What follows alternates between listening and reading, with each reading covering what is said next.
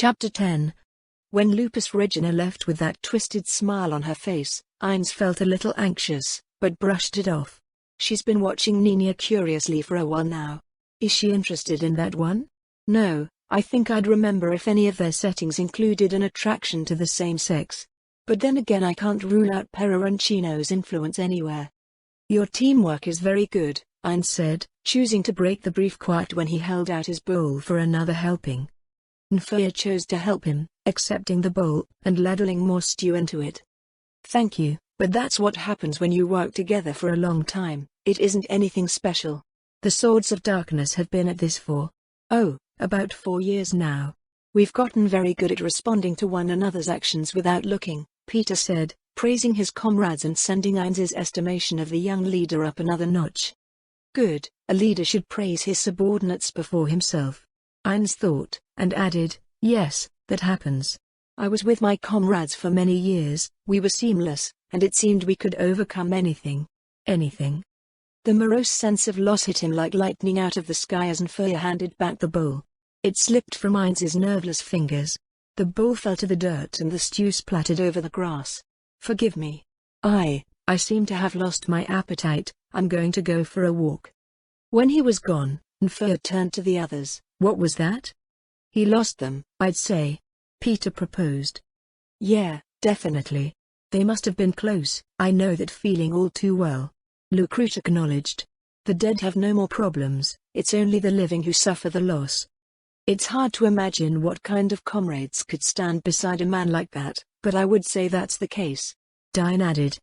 When Lupus Regina returned, they looked behind her for Nina. Don't worry about him, the red-haired woman said, thrusting a thumb back over her shoulder. He's just having trouble getting something out. He'll be back eventually. The cleric's smile vanished when she looked around. Where's Moman?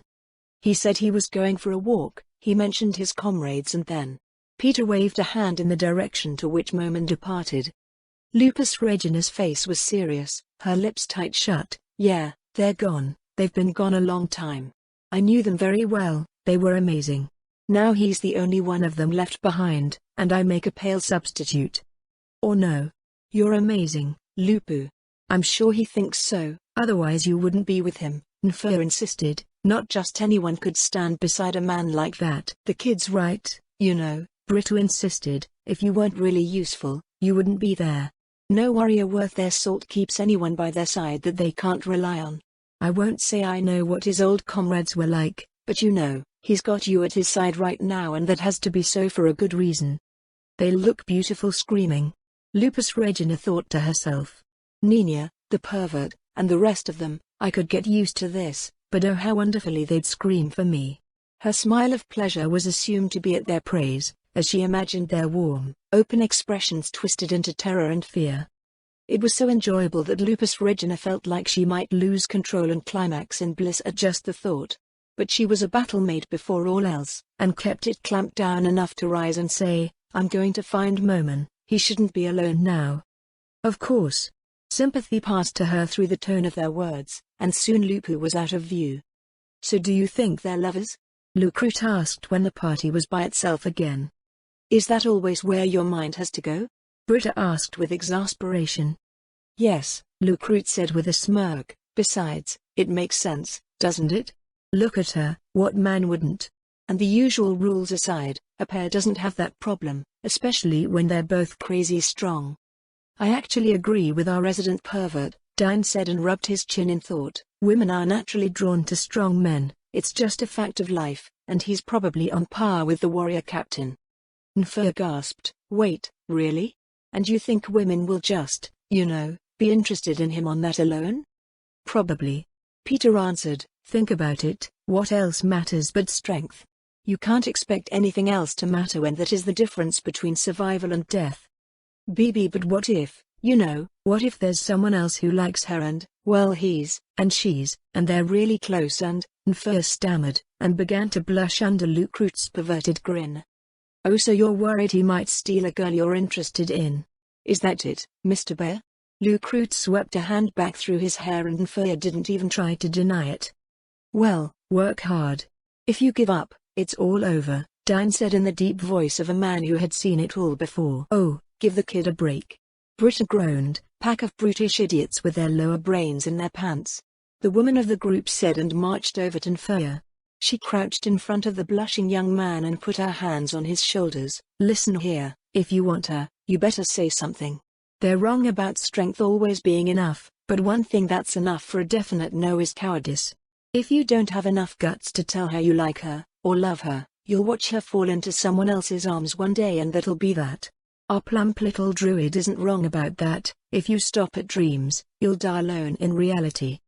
"It's getting late, we should start to turn in," Britta suggested, and one by one their bedrolls were laid out. Nina returned as they were made ready. "I'll take first watch," she said to her team, and one by one they, without argument, drifted off to sleep. Rebellion. Wow, I never would have even considered that, but she has a point. I've been scrabbling for coins for 4 years now, barely making enough to keep myself alive and hoping to get strong enough to make more money and get her back. If I'd rebelled and gotten people to go with me, maybe I'd have failed and died, but that can be true out here too. I could be killed at any time, one bad arrow and it's all over. She's right though, the guards aren't invincible, maybe I could do something." The thought ran through Nina's mind over and over as she dreamed of the possibilities. She was still doing so when she saw Moman and Lupo return. She traded a few words with him, and he went to lie down to rest, but his companion instead sat on the log right next to Nina herself. "So, still thinking about it?" Lupo asked with an almost sultry look. Nina gave a little frightened nod. "But I don't know anything about war," Nina muttered. One of Moman's friends was a military otaku. "Don't ask me what that means, I don't really know the details, but he used to go on and on about war. How about I tell you what he said? They were the wisest people I ever knew. Maybe you can do something with it," Lupo suggested. "Or?" She held her eyes close to Nina, the yellow loomed like twin moons, inches away from the little brown-haired mage. "It's night time, isn't it? Do you think she is sleeping?" The worlds loomed like the yellow eyes, and like something born of nightmare hollowed out Nina's miserable soul. "Tell me," Nina begged. "Please, Miss Lupo."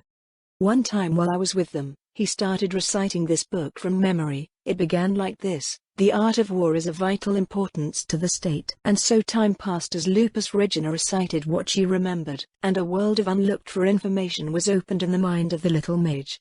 She was so engrossed that they went on through 3 sleep shifts and didn't notice it until the recitation was done and she'd peppered the ever more seemingly dangerous cleric with questions it never even occurred her to ask. When she lay down at last and Lupo took over the watch, to Nina's surprise, she slept, and soundly, with a decision hard as iron in her heart.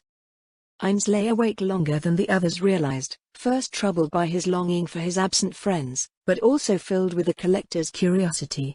Nina had used magic he'd never seen before to create a system of alarms around the camp when it had been made. That was a nervous sort of thing to see. That magic didn't exist in the game. Yes, that is fairly benign, but what about other magics? Are there spells beyond Supertia? Or even if there aren't, that doesn't mean there are no spells that cannot hurt us badly. What if there is a spell that does instant death to werewolves? Or something that just makes succubi so horny that they can't fight? Who knows? He barely lent an ear to the lessons of Punitomo being passed from Lupus Regina to the little human mage.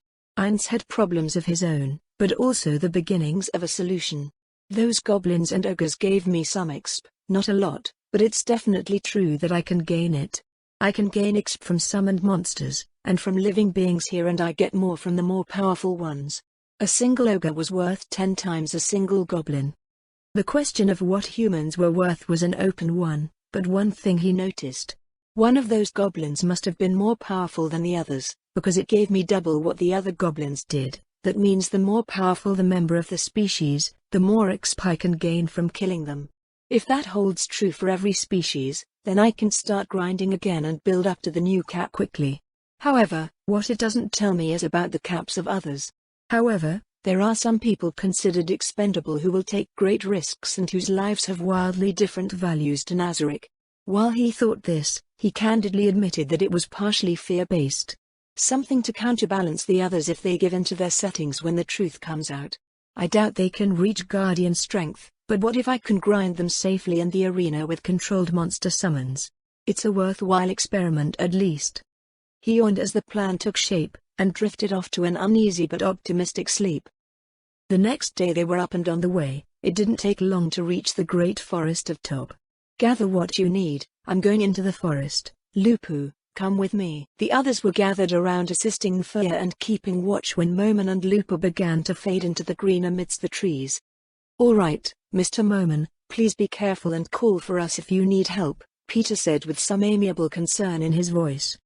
Heinz waved a hand behind him, dismissive of the concern, and when they were well out of sight, he looked down at Lupus Regina Beta. "Are we alone?" "Yes, my lord. We're far out of their range of senses." Lupus Regina answered and glanced around the forest. The smells of living things were everywhere, the sounds and sights, vivid and inviting, calling to her to hunt and kill. She licked her lips, but remained passive at her master's side. Heinz cast the message spell. "Aura, did you find it?" he asked. "Yes, Lord Heinz. Asleep in a cave. It's a neat-looking thing. Do you want me to wake it?" "Yes, wake it and draw it to me," Heinz answered and cut off the spell. He waited. And waited. And waited. Minute passed after minute, impatience began to build. Just before Heinz could cast the message spell again, Lupus Regina spoke. "I smell it. It's coming." "Should I, my lord?" the battle-maid asked and fingered her mace. "No, leave this one to me," Heinz replied with breathless anticipation. His breath quickened and he drew his sword smoothly out of their place on his back. A green snake tail darted out of the woods. He saw it coming far in advance, and deflected the head of the snake tail with ease, batting it away like a child would an insect. "Impressive you are. Strong you must be. Leave you now must, or kill you I will," the curious creature announced from concealment.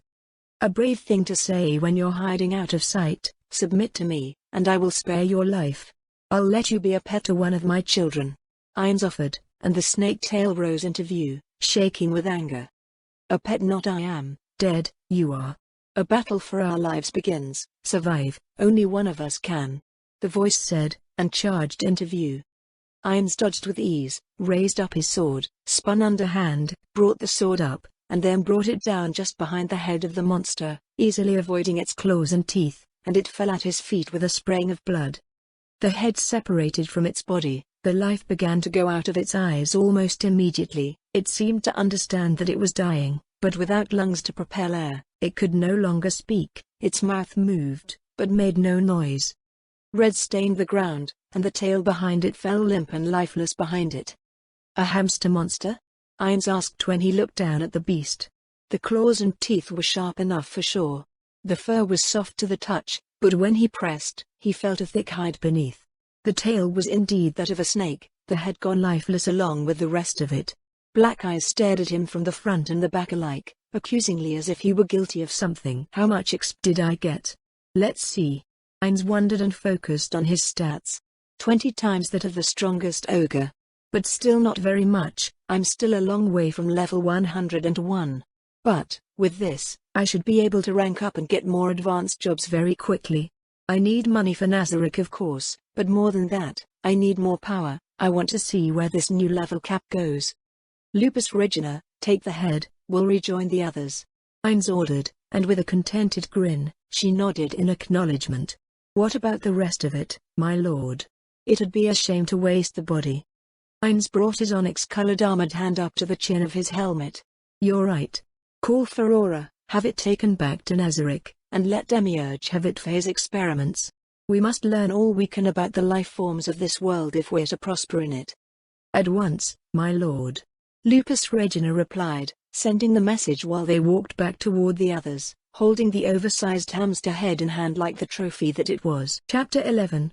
When Lupus Regina held up the head of the hamster, they all took a step back in shock, eyes wide as stars. Even dead, those eyes radiate power and wisdom.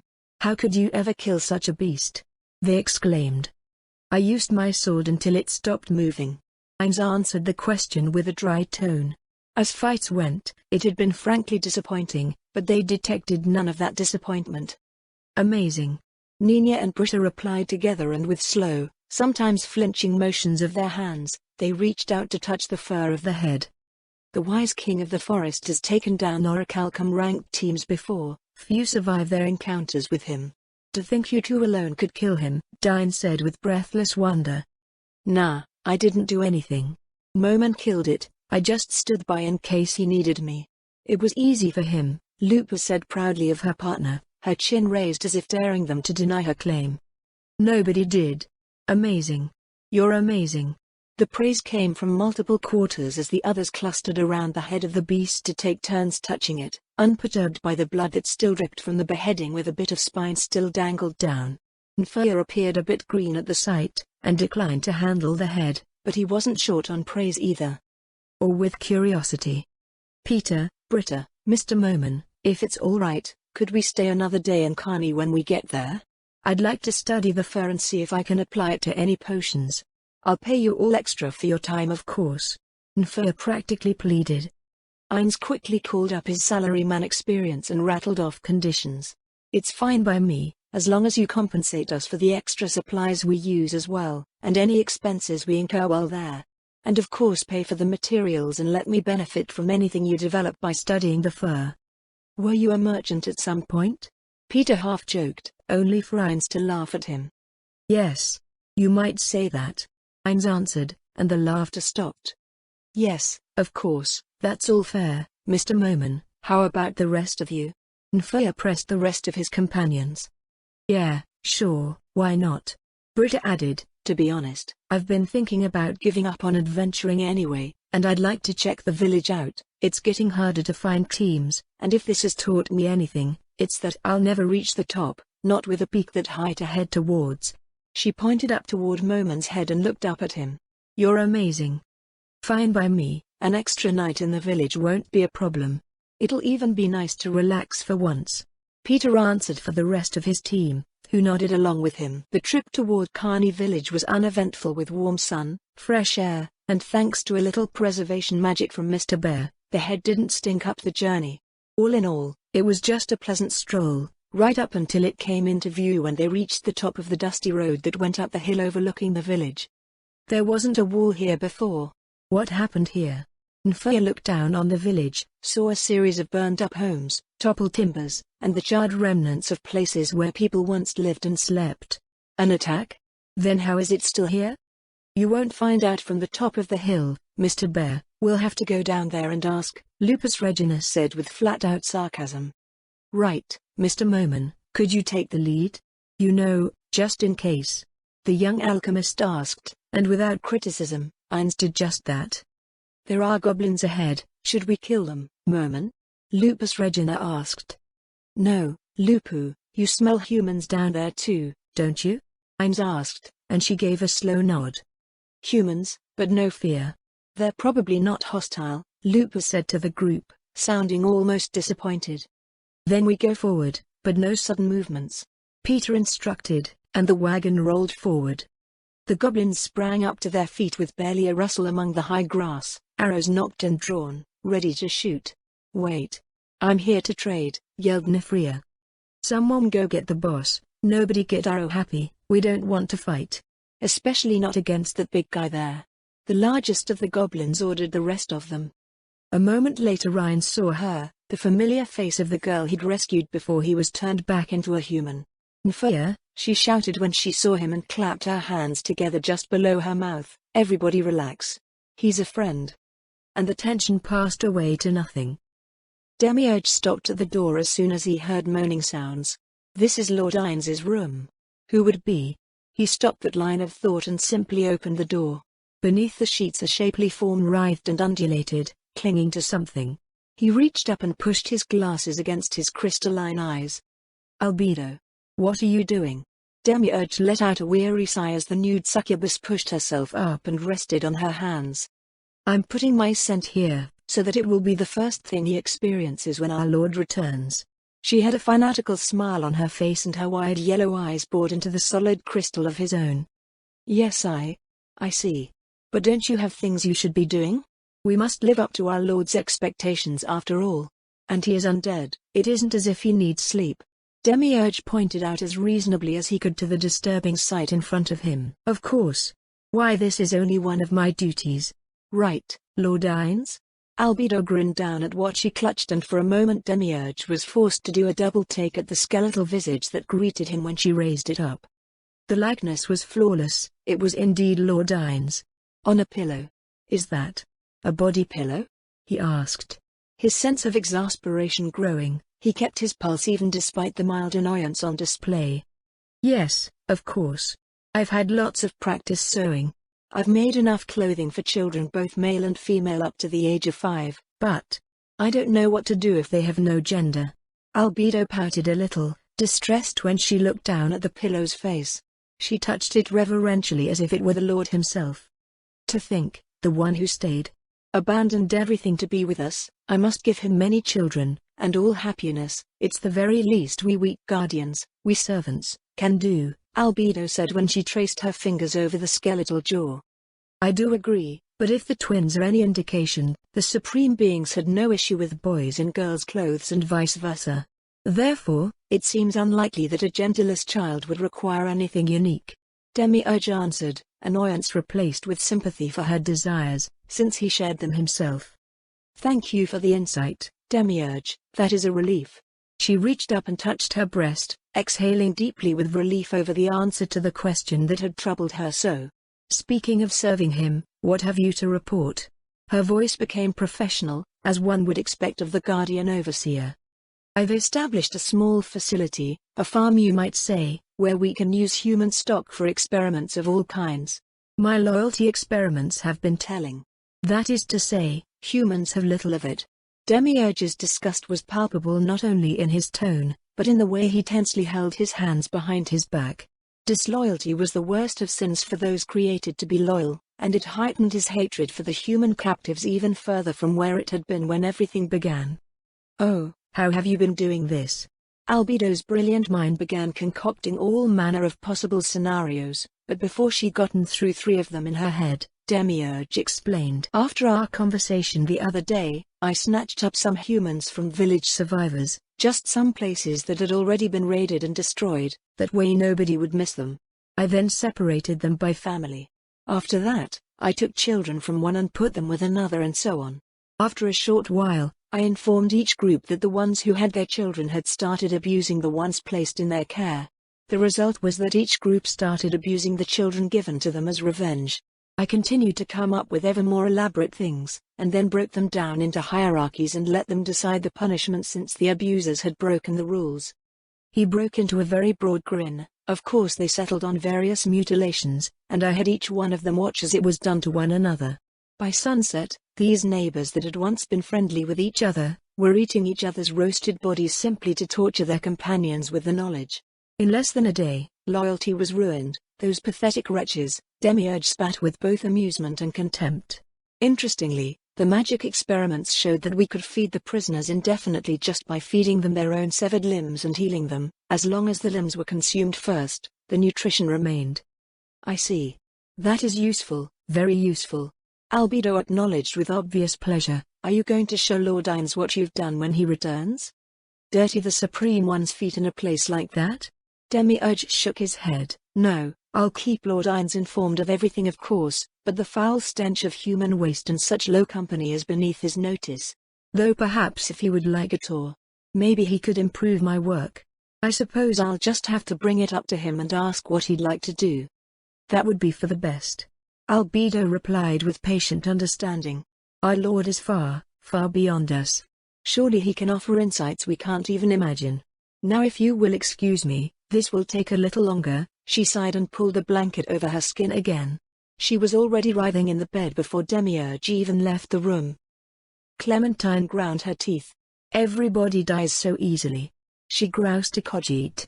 "It's no fun when they just take it. Adventurers have more spirit." "Then target adventurers," Khajiit said as a zombie got up from where a still corpse had lain a moment earlier. He drew back the black orb in his hand and stepped aside to let it pass.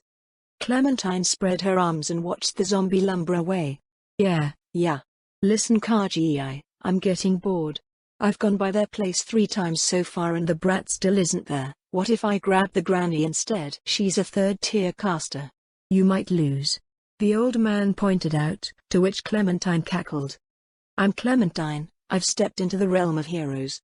An old granny is no match for me, and magic casters are always physically weak. I can handle her. Besides, she's starting to get suspicious, I think. Clementine closed her mouth and drew her lips tight. If she thinks something's up, she might make this harder. I'll give it a few more days, but I want to see this as much as you do, she sighed with orgasmic bliss. What was it called? A death spiral. Yes, and if you have to take her, then you have to, but don't do anything to put my plans at risk, or you will be one of my zombies next, Khajiit said to her with a long, steady look while two of his acolytes carried another corpse into the room for him to turn. 150 now, right? That orb sure is impressive, Clementine said with a begrudgingly favorable tone. It is. Thanks to this we'll gather enough undead to draw even more powerful undead, and then more until they spawn on their own, and once finished, we'll have enough to destroy the entire city. Khajiit showed the first traces of excitement. Then I will have enough power to turn myself into an undead of supreme power. And bring my mother back. So they're gone. I'm so sorry, Nfur said with sympathy. He was sitting in Henry's home, a small house like any other in any village in the kingdom. It was nothing but 2 rooms.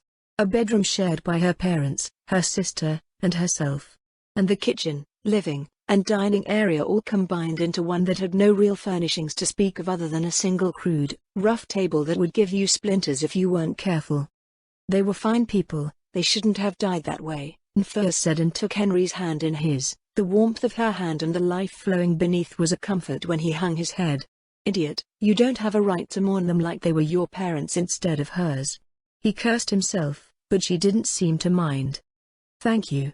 Henry replied, her head hung like his own. She didn't draw her hand away, but rather let her fingers interlock with his.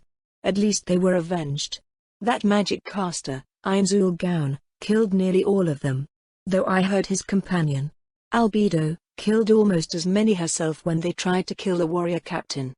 Serves them right. Nfur thought, then caught the name she'd said. Albedo.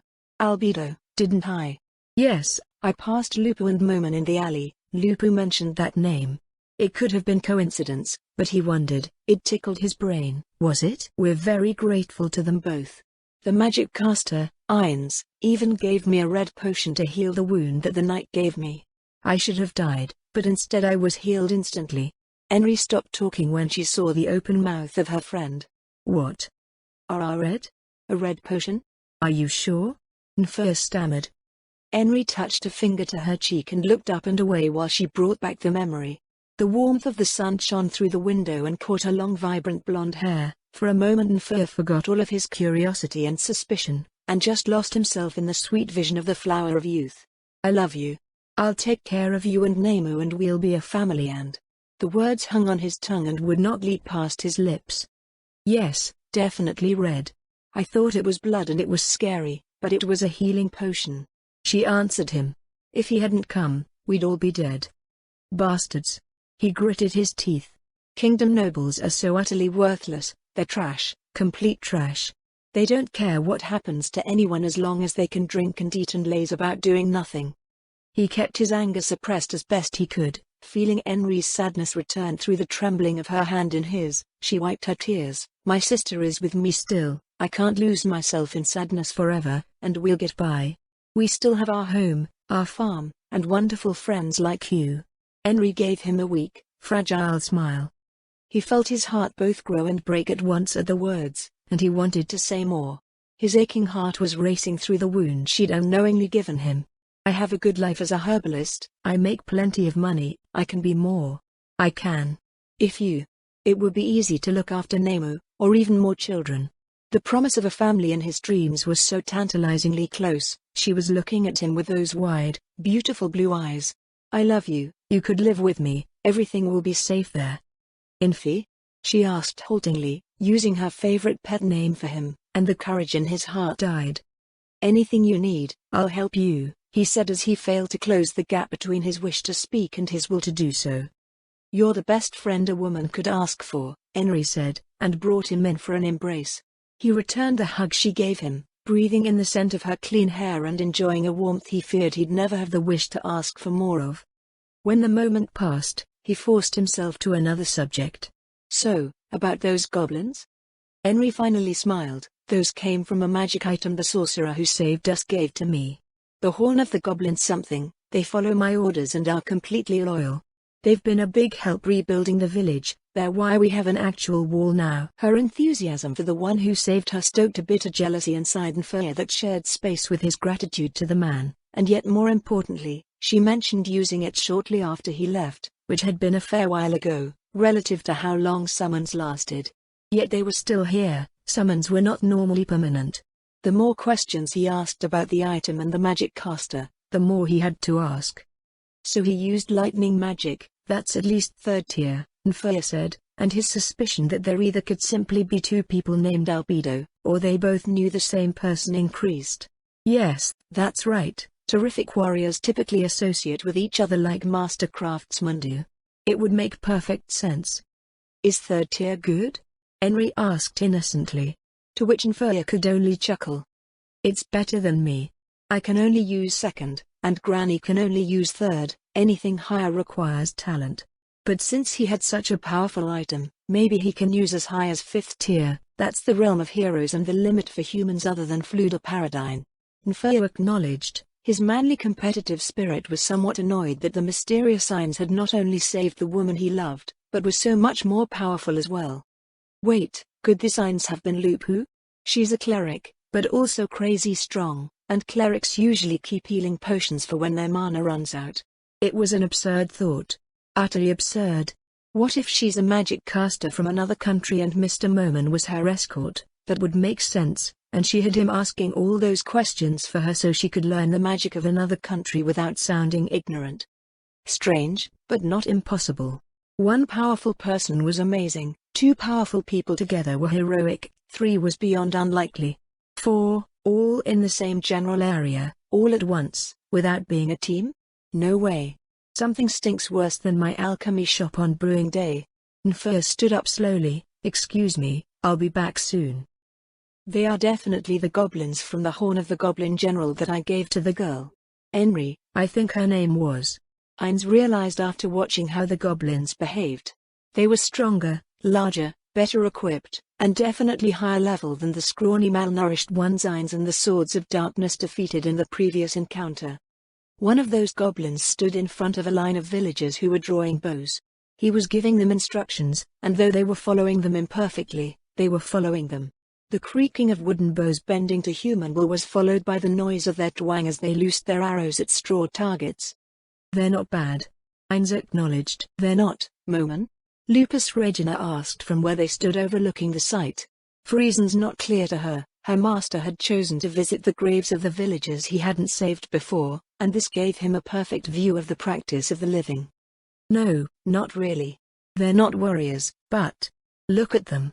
He waved a hand out to encompass the line of middle-aged and young people. They saw their loved ones killed and nearly lost everything. Now they're determined not to suffer that same fate again. Resolve, even in the weak, is admirable. Ainz answered. 10 days ago they were nothing but sheep to be slaughtered. Now they've resolved to become wolves and protect themselves. In time they may become worthy of standing in a battle line. Remember, even Nazarick was not made in a day. A quick and quiet spell of level assessment informed him that several had already gained a few levels. 2 had gone up a level with swords, another 2 with spears, and the rest had all gone up a level as archers. At low levels that is to be expected, but it seems there's a natural cap. Britta mentioned having been adventuring for 4 years, and yet she is only level 7. Peter meanwhile has been at it for half that long and is level 9. Nina is even younger and has reached level 10. Though that talent. I want to study it. Ainz thought, his greedy collector's mind at work. And for that matter, what about the great gods? They were probably players like me, and some of them could have been immortal races. Could they be hidden and quietly power-leveling humans? If there are humans who can rise above me, one day we might not be able to defeat them. I need to study this at length. Ainz concluded, just as Lupus Regina addressed him. I understand, Moman. But we have company coming. Lupus Regina answered him, and they stopped talking until Nfea approached. Excuse me, but Miss Lupu, do you have a healing potion? Nfea asked. Is someone injured? Ainz asked, and inclining his head toward the red-headed beauty, she reached into the pouch at her side and took out a red potion. Nfia gasped and stared at it. "Miss Lupu, are you Ain's Ulgaun?" he exclaimed, and she took a step back. Her jaw dropped and she stared up at her companion, completely dumbfounded. Before they could say anything, Nfia continued, "It's just, I saw you both once before." Miss Lupu mentioned albedo. "I wasn't eavesdropping, I promise, and all I heard was the name. But then Henry told me that Hines had a companion by that name. A black armored warrior.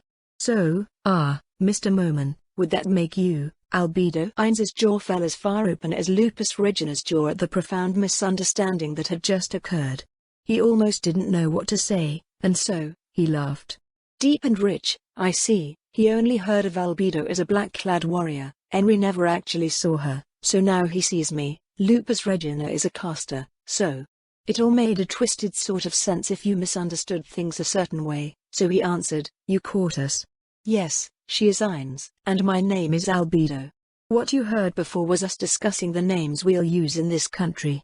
We prefer to remain anonymous. Can we trust you to keep it to yourself?" "So that's why you asked for this, huh boyo?" Lupu said to him and tapped the potion in her palm. He gave a rapid series of nervous nods.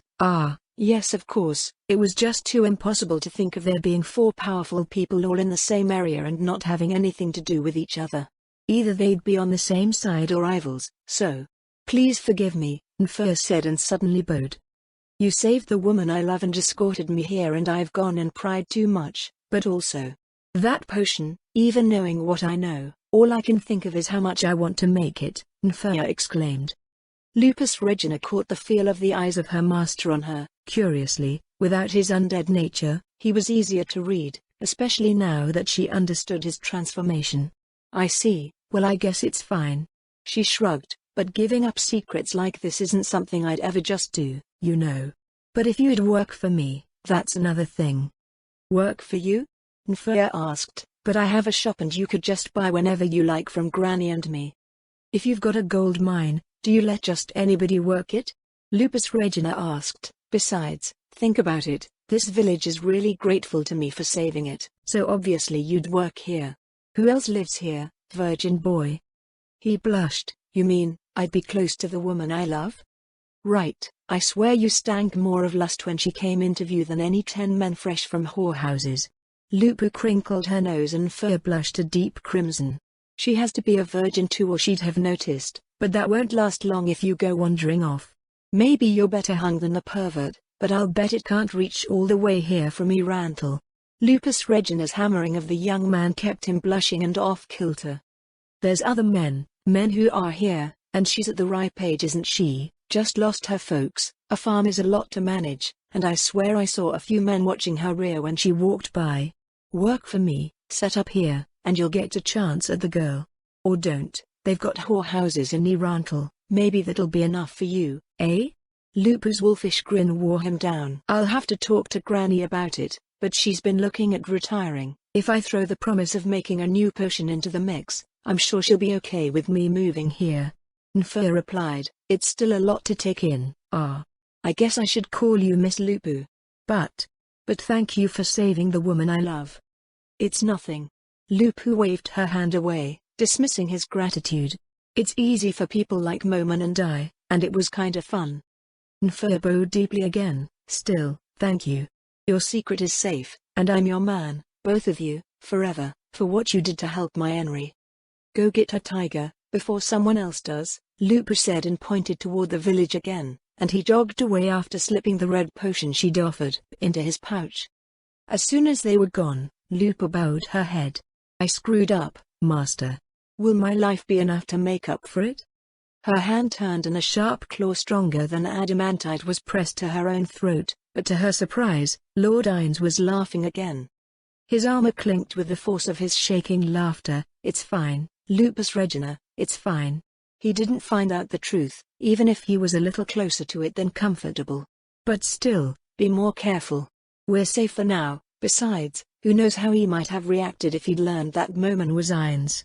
As it is, a false secret not only won't hurt us, but his keeping it will be a true test of his gratitude and loyalty."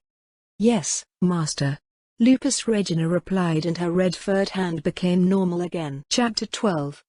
Nferya's wish to stay one day in the village to study the fur of the wise king of the forest, became 2 days when he wished to study the blood, and then became 3 days when he wished to study the eyes. So the days blurred as he worked on potion after potion. A house emptied by the murder of its inhabitants during the attack became his new workshop. Ainz didn't mind, it was pleasantly relaxing in the village, the people were friendly and open toward him, far more pleasant than the people of his own world most of the time. Britta and the Swords of Darkness took up assisting with the training of the villagers just to pass the time, as well as gathering plants from the now much safer area of the forest for Nferya to test out with his new subject. Meanwhile Lupo, under his direction, began to charm those around her with her outwardly smiling and cheerful demeanor. However, all of that was an aside to Ainz, who sat at the table with the village chief and his wife in their home. Not that we're not impressed with the accomplishment, Sir Moman. But killing the wise king also removes a barrier to other monsters that may attack the village. He kept to himself, and as long as we didn't venture into his territory he wouldn't come to us. Now with him gone, who knows what monsters may appear. I see. I owe you an apology then. I acted rashly without thinking of what this would mean for you. Ainz answered, I must take responsibility for this. Damn, I took the time to save them, and started establishing this as a base, only to remove something defending the place, without thinking. Ainz cursed, I need to solve this one or word will spread that Moman is a glory seeker who doesn't care who he puts at risk. That will be a problem. On the plus side, the experience I gained from killing that thing was a lot better than the ogres. It means I really can grind out a great deal if I just find strong enough things to fight.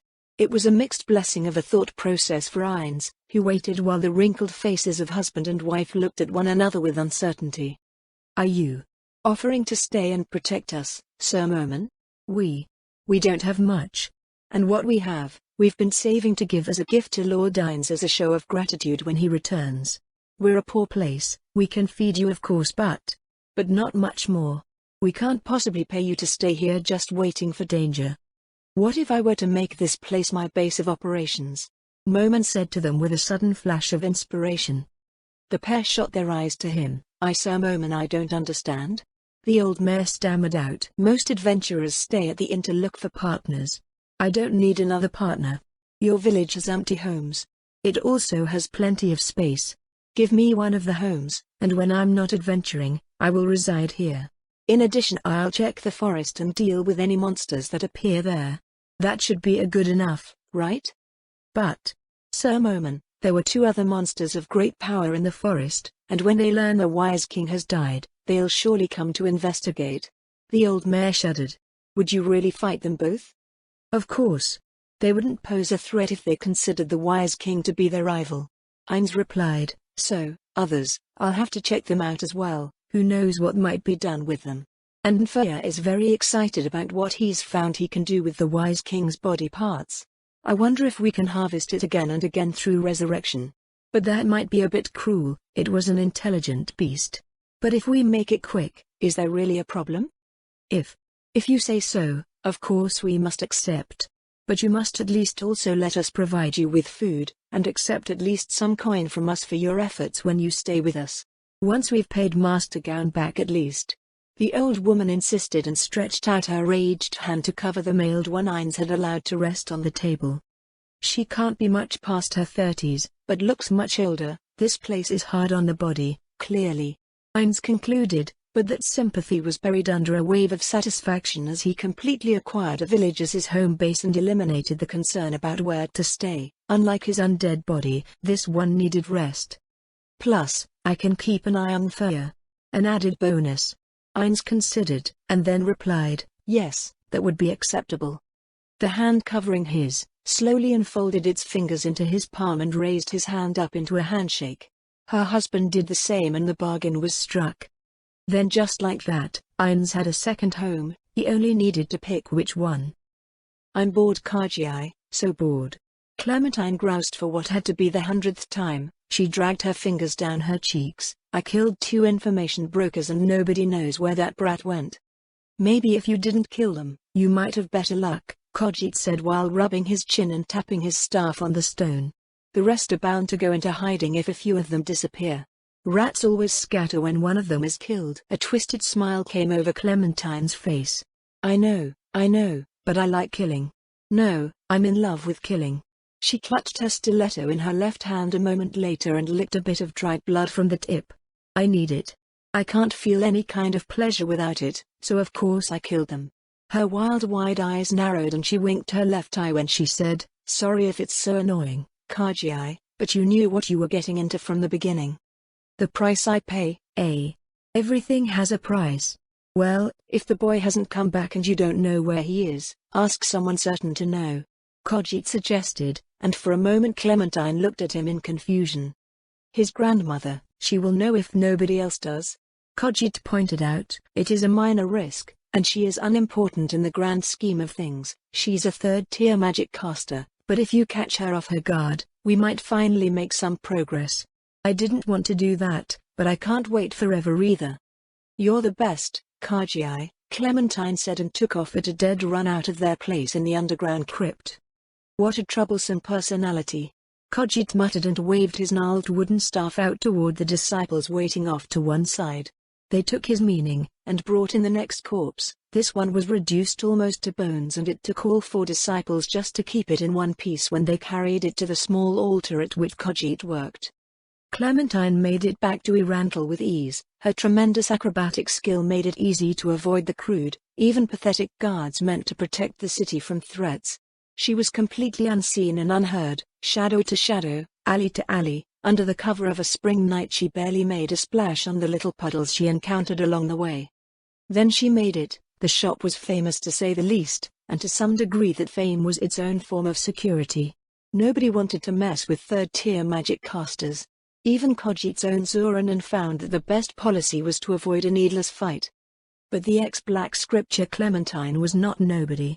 A quick stabby stab and they die like anyone else. She laughed silently behind her twisted smile beneath the window of the home. It was like any other residence of a prosperous merchant. The shop below, the living area above, the walls made of crude plaster-coated wood and had a pair of windows on the upper floor for light. She looked up. The wooden shutters on the outside were closed, but that was no real obstacle for her even without martial arts. She crouched low, took out a stiletto, then after one deep breath, she jumped. Her powerful legs carried her up to the second floor and her hands caught the frame. Not a sound went out from the point of contact, but ever the professional, Clementine stopped for an instant to listen. She then slid her stiletto in the vertical space between the shutters and raised it up till she felt the touch of the latch. One sharp motion, and the latch opened. She sheathed the weapon and opened the right shutter, then inched along the window and opened the left. Behind the shutter there was a glass window. It was a silent testament to the prosperity of the merchant to be able to afford one of actual glass. Most were simply open holes with shutters to keep out cold. Again, it was no obstacle. Her stiletto jammed down at the tiny crack between the window and the sill, then she pried it up a tiny bit. She paused to listen again, only the sound of her own heart was there to reach her ears. Her fingers pried the window open, and when it was done, she kicked her legs off the wall while holding onto the upper frame and swung herself in feet first, tucking her legs in to ensure she easily cleared the bottom of the window.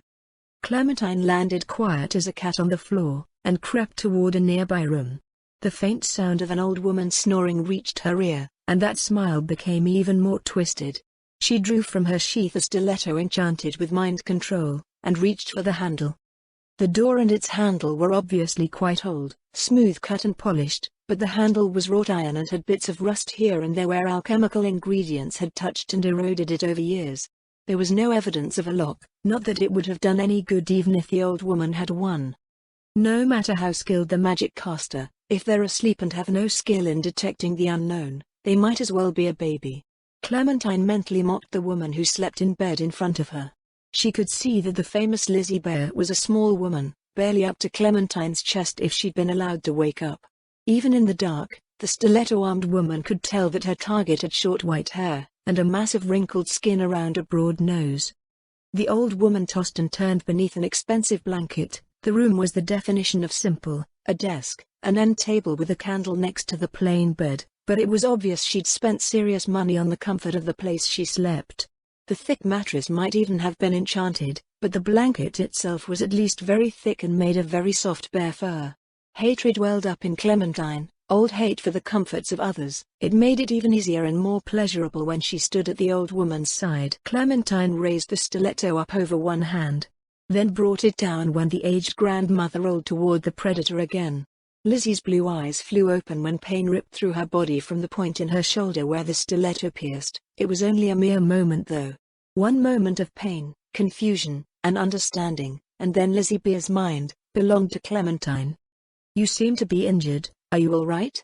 Clementine asked and put a hand on a spot of blood. The bright eyes that once shone with intelligence, then fear, Clementine now looked down into the hollow, empty face which then broke out into a smile of welcome like Lizzie was seeing an old friend. "It hurts a little, but I feel good. How are you, my friend?" "Wonderful, wonderful," Clementine answered and clapped her hands together. The stiletto stuck the woman to the bed, and so the old woman didn't rise. She only lay at ease as if weary.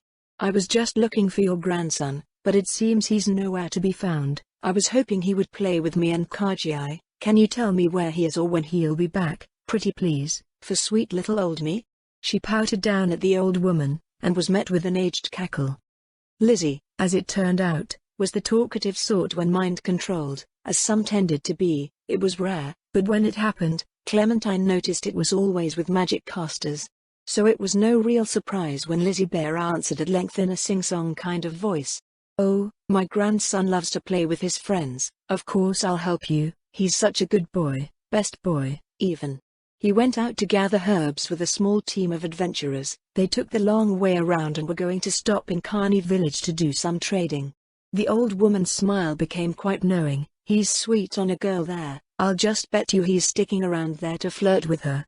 He does that sometimes." "Thank you so much. You're such a good friend to me. How about I fix that injury for you in gratitude?" Clementine asked, touching the tips of her fingers together and tapping them impatiently. "Would you?" Lizzie asked. "You're the best," she added with joy on her empty face. "I am the best," Clementine said with back straight as she stared down at the prosperous woman, eyes full of loathing. The powerful killer yanked the stiletto out of the shoulder, and began to poke more holes in the helpless old woman. Mind-controlled as she was, Lizzie couldn't scream or protect herself, but she felt every ounce of pain as Clementine tore her apart. Blood spattered and spurted as old veins opened. The bed soaked through with so much blood that when Lizzie at long last expired, there wasn't total silence. The stillness was shattered by the dripping red fluid. As it soaked through to the bottom, the blood of the elderly pharmacist dripped to the wooden floor. When the old woman drew her last breath, all Clementine felt, after one last burst of ecstasy, was the warm afterglow as if she'd finished an evening with an incredible lover. She licked the blades clean of blood, sheathed them, then looked around again. An adventurer's plate hung on the wall. Hers? Her son's? Clementine wondered, but couldn't ask the tortured, mutilated corpse. She shrugged. As trophies went, this was her favorite, and the dead had obviously treasured it enough to display it in private. She snatched it up with a deft yank that snapped the little leather strap, and walked down the stairs, then right out the front door as if she were any other customer. "I wonder how Kajai feels about road trips?" Clementine pondered as she vanished into the night.